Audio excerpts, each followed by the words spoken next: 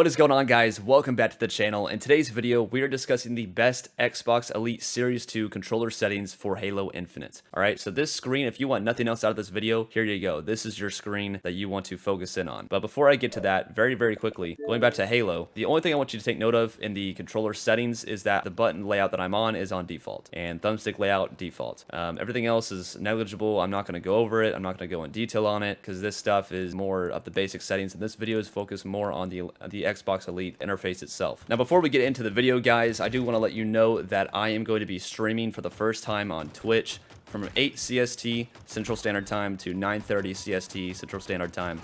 So if you want to swing by, chill, ask me some questions live, please do. We'd love to have you. Here is the screen. I'm going to break this down extremely simple. I know it looks, like a cluster of information and probably just jumbled, but let's just break it down one by one. Okay, so first thing to note, D-pad is unchanged. Okay, all the D-pad buttons are there, but guess what? I don't use my D-pad because, again, the marketing scheme of the Xbox Elite controller is that you don't want to take your right thumb / left thumb off the thumbsticks, because the moment that you do that, you obtain a huge disadvantage because you can't aim, you can't move. So these are unchanged, but I don't ever touch the D-pad. Same with the buttons. These are somewhat unchanged. I know I took these off to train myself to use the paddles, but just know that I don't hit these buttons, I don't hit the D-pad.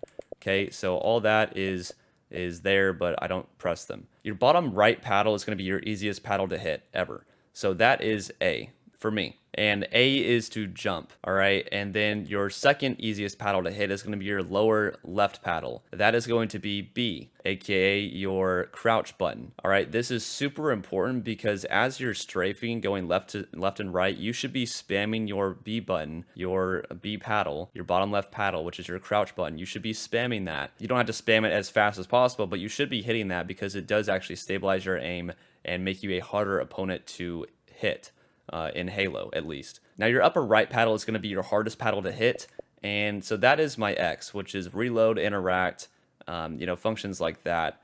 And then your upper left paddle is your third easiest paddle to hit, and I have that as shift. The reason I have that as shift and not a primary key is because it's a much easier paddle to hit as a shift key in my brain than putting it on this extremely difficult button to hit, which is the top right paddle. I'm telling you right now, that's the hardest paddle to hit because it messes with your aim on a Xbox controller. Because your aim is with your right hand, and so it's just a function that you don't want to be thinking of. Your right hand is already focused on aiming a lot, and so you really don't want to have your right hand also have to think about holding down a shift key as you're aiming. And so that's the science behind that. Now, what you'll notice is that there's also more buttons down here, right? So when I hold the shift key, my upper right paddle turns into Y. I don't know if you can see that, but it turns into Y as my shift. So that means that's my switch weapon. So the way that I switch weapons is I have to hold down this shift key and then press my upper right paddle and I'll switch weapons. It sounds like, oh my goodness, why would you ever want to have to do that just to do something as simple as switch weapons? I hear you, but it's really not that hard. When you start to do it, it's going to feel extremely weird, but it frees up and it allows you to have another button on all these other functions. And so I think that the benefits outweighs the downside of having to hit two things just to switch weapons. Also, you can pretty much hit these things simultaneously. I'm actually pretty certain that you could be holding down the right paddle and then just tap the shift, and that also works. And in fact, I'm 100% certain that works. And so it's not even like you can really do it either way you want. And then over here, if they ever add a spring jump to the game, then this is why you'll see that this turns into jump. It does not work in Halo Infinite, so it's really not important. If they ever add a spring jump, I'll make another video explaining that in detail, but it's negligible at this point.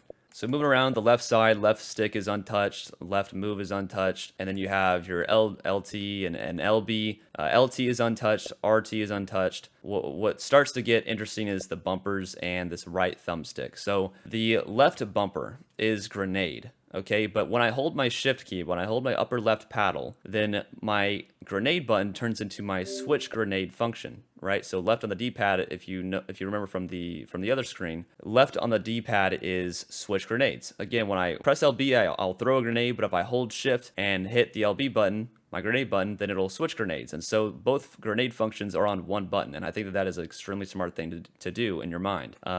Same thing for the right bumper. Now the right bumper and the right thumbstick look a little weird on my button layout, I must admit. Essentially, I just switched their primary functions. So my right bumper on my controller actually has the function of right thumbstick, and vice versa. My right thumbstick on my controller has the function of right bumper as the primary function. The reason I did that is because the default layout within Halo Infinite itself has right thumbstick as melee and right bumper as equipment. I think that's reverse in my opinion. I like to melee with RB. That's just how I do it in games. And so I switched it, and right thumbstick then on my controller then became my equipment button. So again, my right thumbstick, when I press it in as a primary function, it's going to activate my equipment. And if I hold shift and hit my right thumbstick, then it's going to be switch equipment. So that again is a smart thing to do. Keep the same functions on the same button, the same function family you can call it. So everything equipment related is on the right thumbstick. Everything grenade related is on the left bumper. The right bumper is going to be melee, but it's also when I hold